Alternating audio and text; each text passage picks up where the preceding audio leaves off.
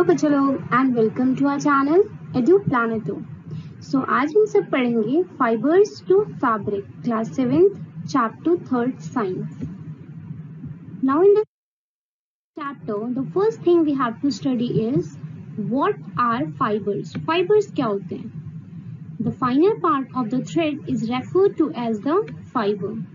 जो थ्रेड होती है ना उसका सबसे फाइन पार्ट, सबसे पतला जो हिस्सा होता है ना, that are known as fibers. ठीक है, fiber is a thread like structure that is spun into ropes, cloths and strings. fibers जो होते हैं वो thread जैसे structures होते हैं जिसको कि हम लोग बुन के ropes में change कर सकते हैं, clothes में या फिर strings में। ये हो गया fibers. Now there are fabrics. उसके बाद आते हैं fabrics. fabrics क्या होते हैं? fabrics are made from fibers obtained from the natural or artificial sources. अब जो हमें फाइबर्स मिलते हैं ना उसकी हेल्प से हम क्या बनाते हैं? फैब्रिक्स। फाइबर्स की मदद से हम क्या बनाते हैं? फैब्रिक्स। फॉर एग्जाम्पल यहाँ देखिए, we have rayon, nylon and polyester, these three are the fabrics. अब यहाँ पे ये डायग्राम दिख रहा है, in this diagram we can see that it is fibre. ये क्या है? हमारे फाइबर्स हैं, these are the thread like structures. And in this diagram we can see that it is a bag or a mat made up of jute. ये jute से बना है ना, तो जो जूट है यहाँ पे दैट इज फाइबर। जूट यहाँ पे फाइबर हो गया एंड दिस बैग और दिस मैट इज फैब्रिक, और ये क्या हो गया? फैब्रिक। ठीक है, सिमिलरली यहाँ पे हम क्या देख रहे हैं? वूल। वूल जो होता है किसी एनिमल से डराइव किया जाता है ना, तो दिस इज फाइबर हेयर। ठीक है, next we have the chart here. So fibres जो होते हैं हम उसे दो सोर्सेज से ले सकते हैं, आइदर फ्रॉम द नेचुरल और फ्रॉम सिंथेटिक, दैट इज जो मैन मेड होते हैं। ठीक है, नेचुरल सोर्सेज से जो भी फाइबर्स लिए जाते हैं उनको हम नेचुरल फाइबर्स बोलते हैं, जैसे कि हम या फिर प्लांट से लें या फिर एनिमल से। प्लांट फाइबर्स के एग्जाम्पल, कॉटन का प्लांट यहाँ पे दिया हुआ है, कॉटन के प्लांट से we get cotton and cotton is a natural fibre. Now from animals we can get wool. Animal से वूल मिलता है हमें फ्रॉम देयर स्किन और fur, and this is known as animal fibres. और synthetic जो होते हैं, सिंथेटिक फाइबर्स जो होते हैं मैन मेड होते हैं, वो किससे बने होते हैं? केमिकल से। ठीक है, now we have fibres from plants. Plants से जो फाइबर आते हैं वो कैसे होते हैं? ठीक है, सो यहाँ देखेंगे, plant fibres is mainly composed of cellulose and cellulose fibres. Plant fibres जो होते हैं वो ज्यादातर सेल्यूलोज से बने होते हैं या फिर सेल्यूलोज फाइबर्स से। ठीक है, these are mostly used to make paper and cloth. ये ज्यादातर पेपर या क्लोथ बनाने में मदद करते हैं। Cellulose generates long often highly lustrous fibres when prepared appropriately. जो सेल्यूलोज होता है ना, अगर हम उसको सही से प्रिपेयर करें तो उससे लॉन्ग और अच्छे एकदम लस्ट्रस फाइबर्स भी प्रोड्यूस किए जा सकते हैं। लस्ट्रस मतलब जिसमें बहुत अच्छी शाइन हो। Plants including cotton, jute, flax and hemp are used to obtain plant fibres. यहाँ पे कुछ नाम दिए हुए हैं, जैसे कि यहाँ पे दिया हुआ है cotton, jute, flax and hemp, these are the examples of the plant fibres. कहाँ से हमें प्लांट फाइबर्स मिलते हैं? ठीक है, now we have fibres from animals. Animal fibres क्या होते हैं? Animal fibers are the natural fibers that consist largely of certain proteins. Animal fibers जो होते हैं वो natural fibers होते हैं जिसमें proteins होते हैं। ठीक है, Animal fibers के example होते हैं silk, hair, fur जिसमें कि wool भी आता है and feathers. Animal fibers जो होते हैं वो कहाँ कहाँ यूज होते हैं? वो manufacturing world, basically industries में भी यूज होते हैं और hand spinners भी यूज करते हैं जो हाथ से बुनते हैं। ठीक है, now next Now we have wool. Wool is another natural fiber which is derived from the animals. ठीक है, तो wool is a natural animal fiber. wool एक natural animal fiber होता है जो हमें sheep, goat, yak, camel और ऐसे कुछ animals से मिलता है। All these animals have an outer covering of hairs which is shaved off to obtain wool fibers. कुछ ये जो animals है ना, इनके बाहर hair की covering होती है जिसको shave करके बाद में wool fibers की तरह obtain किया जाता है। ठीक है, Now we have some properties of wool. wool की कुछ properties देखते हैं, तो यहाँ देखिए, there are number of properties that make wool a very good fiber to use. वूल की कुछ ऐसी प्रॉपर्टीज हैं जिसकी वजह से बहुत अच्छा फाइबर होता है हमारे यूज के लिए। तो यहाँ पे देखते हैं इनकी properties. The first property here is the fibre of wool is the poorest conductor of the heat of all the fibre used for clothing. Clothing के लिए जितने भी फाइबर्स यूज होते हैं ना, उन सब में से सबसे ज्यादा पुअरेस्ट कंडक्टर ऑफ हीट कौन सा माना जाता है? वूल। इसका फायदा क्या होता है? ड्यूरिंग विंटर्स में when we wear woollen clothes, जब हम वुलन क्लोथ्स पहनते हैं तो वुल पुअर कंडक्टर होने की वजह से, पुअर कंडक्टर वो होते हैं जो हीट को एक जगह से दूसरी जगह नहीं जाने देते। तो जब हम वुलन क्लोथ्स पहनते हैं ना, तो उससे होता है क्या है कि हमारी बॉडी के अंदर, for example this is the woollen cloth, तो इसके और इस लाइन के बीच में, ठीक है, तो अगर हमने वुलन क्लोथ्स पहने हैं तो हमारी बॉडी के अंदर और हमारी बॉडी के बाहर, हमारी बॉडी के अंदर का जो हीट होगा वो बाहर नहीं जाएगा वुलन स्वेटर से, और बाहर की ठंडी अंदर नहीं आएगी। इससे क्या होता है कि हमारी बॉडी के अंदर जो हीट रहेगी वो ट्रैप हो जाएगी। ट्रैप होने का मतलब जो हीट होगी वो हमारी बॉडी से बाहर नहीं जाएगी और हम पूरे दिन वार्म रहेंगे। ठीक है, तो ये क्लियर हो गया कि इससे क्या होता है। Now next is it locks the heat. वही जो भी हमने क्लियर किया था कि इस गारमेंट्स को पहनने से हीट जो होती है वो लॉक हो जाती है, इसकी वजह से हम वार्म रहते हैं। Now next is wool is elastic in nature. Wool कैसा होता है? इलास्टिक। इलास्टिक होने की वजह से क्या होता है? It is more resistant to tearing. ये जल्दी फटते नहीं है वूल के कपड़े। ठीक है, wool is convenient to use in the winters. As हम जानते हैं हमें कि पुअरेस्ट कंडक्टर ऑफ हीट है, ये हमारी बॉडी को वार्म रखते हैं, तो it is best suitable for wearing in winters. तो विंटर्स के टाइम पे ये हमारे लिए बहुत कन्वीनियंट होता है। Now we have rearing and breeding of sheep for the wool. Wool के लिए जब शीप का हम लोग रियरिंग और ब्रीडिंग करते हैं, तो हम अभी समझेंगे रियरिंग क्या होता है एंड ब्रीडिंग क्या होता है। ठीक है, तो रियरिंग पे आते हैं। Rearing it is a process of breeding, feeding and providing medical care to the sheep. जब हम लोग शीप को ब्रीड कराते हैं, उनको फीड यानी उनको खाना वाना खिलाते हैं और उनकी मेडिकल केयर मतलब उनकी हेल्थ का भी ध्यान रखते हैं। ठीक है, ये एनिमल्स जो होते हैं ये इन्हें हम रखते हैं क्योंकि इनके बहुत सारे प्रोड्यूस को हम यूज करते हैं। फॉर एग्जाम्पल अगर शीप को कोई रख रहा है तो उसकी स्किन, उसके हेयर्स, उसके जो मिल्क प्रोड्यूस करते हैं, these are use by the humans. So humans उनको क्या करते हैं? पालन पोषण करके रखते हैं ताकि उनके प्रोडक्ट्स को यूज कर सके, and this is known as rearing, और इसी को क्या बोलते हैं? Rearing. Now second here is breeding. Breeding क्या होता है? some special breeds of sheep are chosen to give birth to the sheep which have only soft underhair। तो होता क्या है कि कुछ ऐसी शीप की ब्रीड्स ली जाती है, ब्रीड्स मतलब स्पीशीज होती हैं, तो कुछ ऐसी ब्रीड्स सेलेक्ट की जाती हैं जिनके ओनली सॉफ्ट हेयर्स हो। तो होता क्या है कि जब हम उन शीप्स को सिलेक्ट करते हैं जिनकी सॉफ्ट हेयर्स होती है, तो बाद में उन्हीं शीप्स को यूज करके, जो हमने अब शीप सिलेक्ट की वही पेरेंट्स होंगे और उन्हीं को यूज करके फर्दर ऑफस्प्रिंग्स जनरेट करवाए जाएंगे स्पेशल कैरेक्टर्स के। मतलब वही शीप्स जो होंगी जो न्यूबॉर्न बेबी पैदा करेंगी, उसके भी हेयर क्या होंगे? सॉफ्ट होंगे।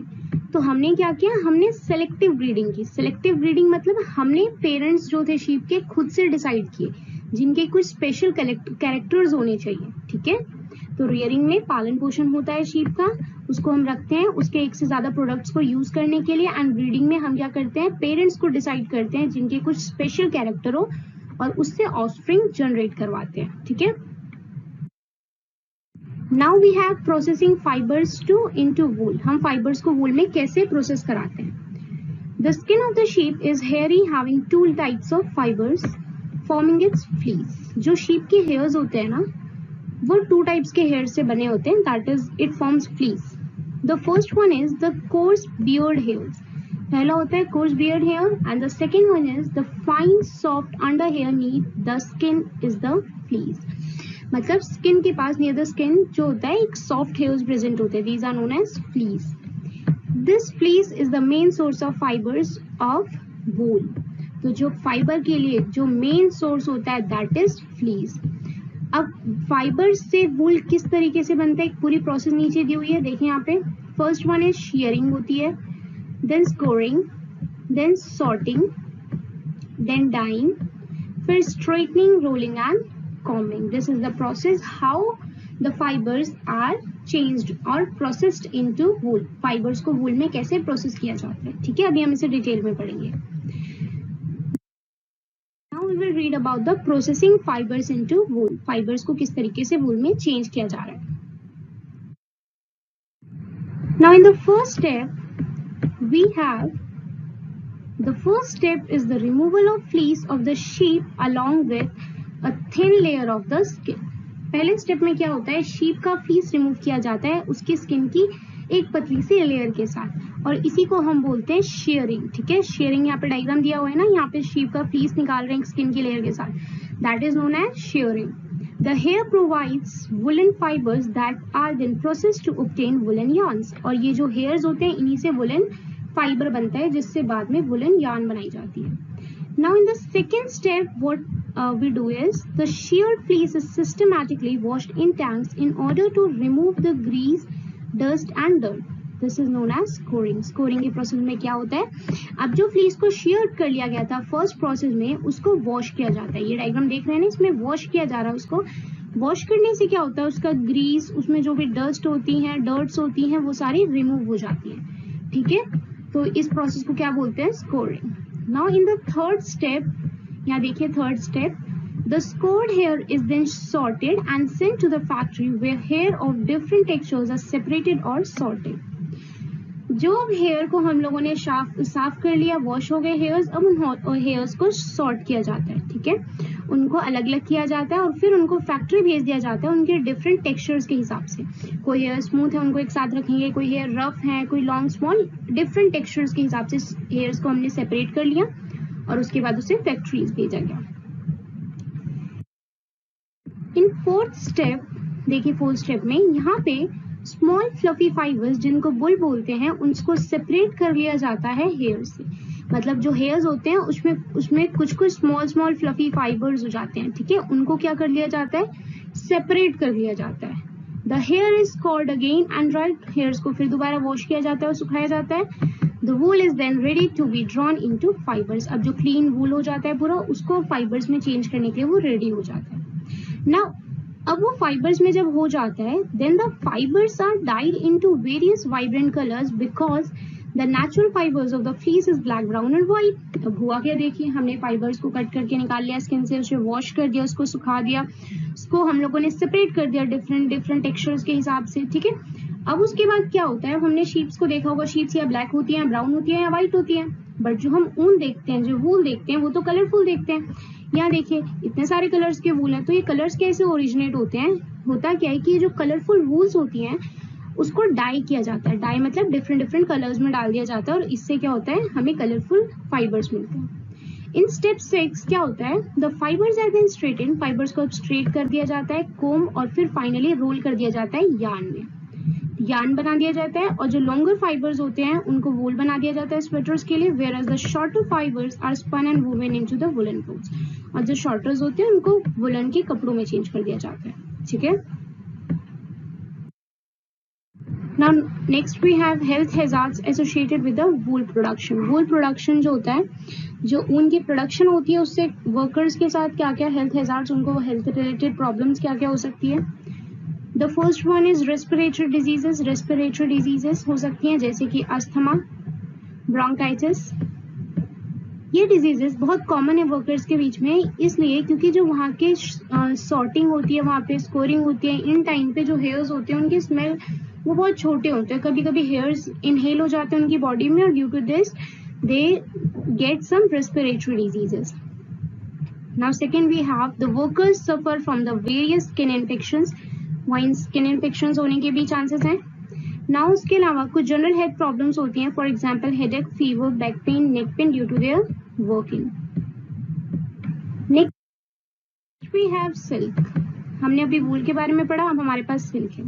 Silk is an another natural fibre which is obtain from the silk worms. यहाँ पे दिया हुआ है, वो नेचुरल प्रोटीन फाइबर होता है जो कि सिल्क वॉर्म से ऑब्टेन किया जाता है. ये टेक्सटाइल फाइबर्स में यूज होता है. डिफरेंट टाइप्स ऑफ सिल्क जो होते हैं वो प्रोड्यूस किए जाते हैं different types of silk form. अलग अलग तरीके के सिल्क फॉर्म से अलग अलग तरीके का सिल्क ऑब्टेन होता है. और जो अलग अलग सिल्क होते हैं ना, उसको हम डिफरेंशिएट, एक दूसरे से अंतर किस बेसिस पे किया जाता है, उनकी शाइन और उनके टेक्सचर के बीच में. ठीक है, lustre is the shine. Now examples दिए हुए यहाँ पे, kosa, tasar and muga. They are produced by the various types of silk moth. अलग अलग silk moth से प्रोड्यूस करते हैं. One of the common types of silk moth is the mulberry silk moth. ठीक. अब यहाँ पे जैसे हमने वूल की प्रॉपर्टीज पढ़ी थी, यहाँ पे हमारे पास सिल्क की प्रॉपर्टीज हैं. ठीक है, यहाँ पे कुछ नंबर ऑफ प्रॉपर्टीज दी हुई है सिल्क की, जिसकी वजह से सिल्क जो होता है वो वेरी गुड फाइबर होता है हमारी यूज के लिए. फर्स्ट वन है silk is N elastic lustrous protein fibre. Silk जो होता है वो इलास्टिक होता है, उसमें शाइन भी बहुत अच्छी होती है. जो सॉफ्ट सिल्क थ्रेड होती है वो एकदम स्टील के थ्रेड के बराबर ही स्ट्रांग होती है. ठीक है, अगर हम दो सेम साइज की सिल्क थ्रेड लें और स्टील थ्रेड लें तो दोनों ही एक बराबर स्ट्रांग होती है. सिल्क जो होती है वो बहुत सारे डाइज में अलग आराम से हो जाती है कलर्स, मतलब हम सिल्क को डिफरेंट डिफरेंट कलर्स में प्रॉपरली कलर कर सकते हैं, जिसकी वजह से हमें कलरफुल फैब्रिक्स मिल जाते हैं. सिल्क जो होता है वो सॉफ्ट फील देता है और it has sheen and luminosity that makes it look lustrous. ठीक है, it has a very good shine over it. It is light in weight, इसका वजन भी बहुत नहीं होता, तो it can be easily folded. Silk is also more heat resistant than many other fibres. बाकी फाइबर्स से ये भी बहुत ज्यादा हीट रेजिस्टेंट होती है, ये ज्यादा हीट को नहीं कैप्चर करती. Now next we have sericulture. What is sericulture here? इस प्रोसेस में क्या होता है? Silkworms are reared at an appropriate temperature and humidity to get silk threads from the cocoons. सिल्कवर्म्स को ना पाला जाता है. ठीक है, reared मतलब पालना होता है. तो सिल्कवर्म को पाला जाता है एक बराबर एक प्रॉपर टेम्परेचर और प्रॉपर ह्यूमिडिटी पे, ऐसे तापमान पे जिससे वो सर्वाइव कर सके. और फिर जब वो कुकून्स फॉर्म में हो जाते हैं, देख रहे हैं कुकून्स फॉर्म में जब वो हो जाते हैं तो उसमें से बाद में सिल्क थ्रेड को ले लिया जाता है. तो जब सिल्कवर्म को rearing of silkworm to produce raw silk is called sericulture. तो सेरिकल्चर एक प्रोसेस होती है जिसमें सिल्कवर्म को हम लोग पालते हैं और फिर उसमें से हम लोग रॉ सिल्क ले लेते हैं. ठीक, now next we have life cycle of silkworms. Life cycle of silkworm में पहले क्या होता है, जो फीमेल मोथ होती है वो एग ले करती है. ठीक है, नाउ ये जो एग होते हैं वो छोटे छोटे कैटरपिलर्स में चेंज हो जाते हैं. ठीक है, वो छोटे छोटे कैटरपिलर्स में चेंज हो जाते हैं. अब ये जो कैटरपिलर्स होते हैं वो मलबरी लीफ को ही खाते हैं. These are the leaves of the mulberry tree. वो और फिर वो धीरे धीरे बड़े होते जाते हैं और फिर वो 4 मोल्स के थ्रू होके गुजरते हैं. नाउ अब उसकी लार्वा स्टेज होती है. लार्वा स्टेज के बाद जो होते हैं कैटरपिलर्स वो अपने साइड में पूरी तरफ कुकून्स फॉर्म करना शुरू कर देते हैं ऑफ द सिल्क थ्रेड्स के. वो क्या फॉर्म करना शुरू कर देते हैं, कुकून्स. अब उन कुकून्स के अंदर क्या होता है, जो कैटरपिलर होते हैं वो चेंज हो जाते हैं प्यूपा में. उन कुकून्स के अंदर कैटरपिलर प्यूपा में चेंज हो गए. नाउ इन दिस स्टेज क्या होता है, ये जो कुकून्स हैं इसी में से लोग थ्रेड को ले लेते हैं. ठीक है, जो सिल्क थ्रेड होती है वो इन्हीं में से अनवाइंड करके खोल के इसमें से ही ले ली जाती है. इसके बाद होता क्या है कि अगर यहाँ से थ्रेड नहीं ली जा रही है तो इसके अलावा क्या होता है, यही कुकून्स जो होते हैं बाद में इसमें जब मोथ जो होता है, जो उसके अंदर जो कैटरपिलर है वो जो बड़ा हो जाता है, finally changes into adult stage. तो इन एडल्ट स्टेज वो इसमें से बाहर आ जाता है एंड फाइनली दोबारा से एडल्ट हो जाते हैं और फिर दोबारा से एग ले करते हैं. And this cycle repeats itself again and again. ठीक है, so here the cycle ends. Now next we have processing fibers into silk. जैसे हमने पढ़ा था कि किस तरीके से फाइबर्स को वूल में प्रोसेस किया जाता है, similarly we have processing fibres into silk. So silk fibres में चेंज करने के लिए cocoons are collected and left under the sun. Cocoons को कलेक्ट करके सूरज की रोशनी में छोड़ दिया जाता है या फिर उन्हें बॉईल कर लिया जाता है, separating out the silk fibres. Boil कर लिया जाता है जिससे सिल्क फाइबर्स अलग हो जाते हैं. After that reeling of silk is done.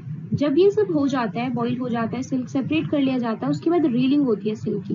Railing में क्या होती है, the process of unwinding the silk from the cocoon. Reeling में क्या होता है कि कुकून में से जो सिल्क होता है उसको निकाला जाता है, अनवाइंड किया जाता है. ठीक है, in the third process the spinning of the silk fibres into thread is done. Third process में क्या होती है कि सिल्क फाइबर से धागे बनाए जाते हैं. अब लास्ट प्रोसेस में क्या होती है, यही जो सिल्क की थ्रेड्स होती हैं are woven into desired clothes. अब इन सिल्क के धागों को अलग अलग कपड़ों में बुन दिया जाता है. This is the processing of silk in from the cocoons. ठीक है, ककून से जो भी हमारे पास फाइबर्स आते हैं उससे सिल्क कैसे प्रोसेस होते हैं.